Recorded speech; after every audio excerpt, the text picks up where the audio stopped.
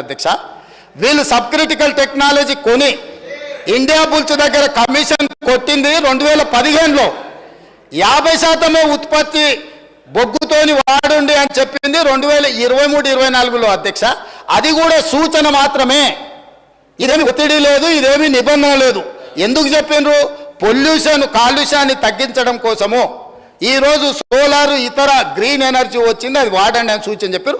దాన్ని కూడా 2015 నాడు చేసిన తప్పులను కప్పిపుచ్చుకోవడానికి 2023-24 నాటి నరేంద్ర మోడీ గారి ప్రభుత్వం చేసిన సూచనను సభలో ప్రస్తావించి సభను తప్పుదోవ పట్టించి ఈరోజు తెలంగాణ ప్రజల్ని మభ్యపెట్టాలనే ప్రయత్నం చేస్తుండు.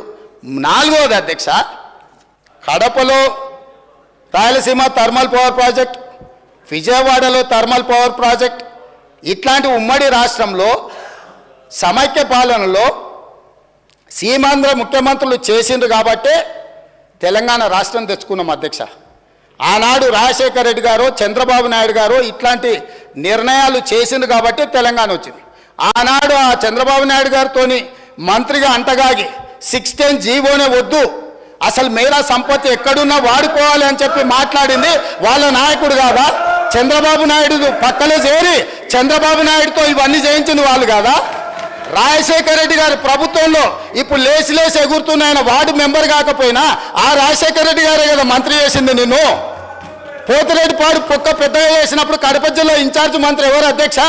కీర్తిశేషులు నాయన నరసింహారెడ్డి టీఆర్ఎస్ మంత్రి కాదా?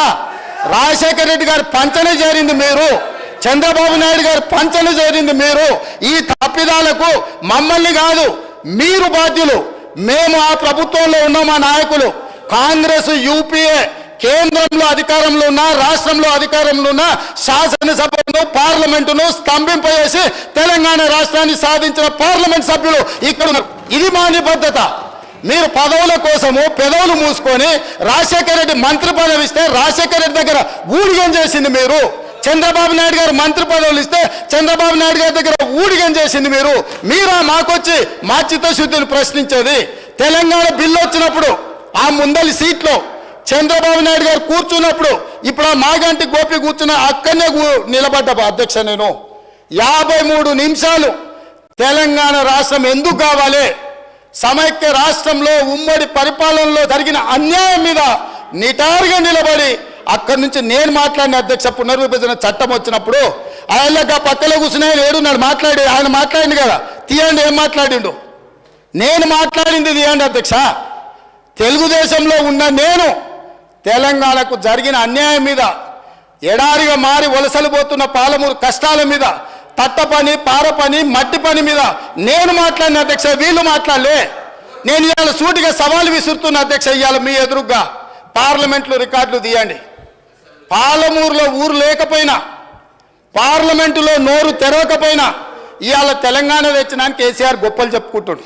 నేను ఈ ఉమ్మడి రాష్ట్రంలో, ఉమ్మడి ఆంధ్రప్రదేశ్ శాసనసభలో నేను ఎంత మాట్లాడిన తెలంగాణ మీద, సేమ్ సమయంలో పార్లమెంట్లో చంద్రశేఖరరావు నోరన్న దర్శిలో రికార్డులు తీయండి అధ్యక్ష.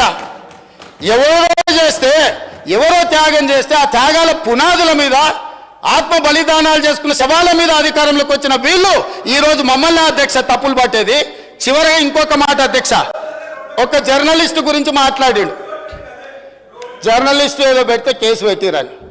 పాపం ఆయనకు తెలియదు, తెలుసుకోవాలి. ఆ జర్నలిస్ట్ పేరు నేను ఇక్కడ ప్రస్తావిస్తే బాగుండదు. ఆ జర్నలిస్ట్ని పోయి అడగాలి ఆ మాజీ మంత్రి గారు. ఆ జర్నలిస్టు ఒక టీవీ ఛానల్కు CEO. మా వీడియో మీకు నచ్చినట్లయితే please like, share and subscribe.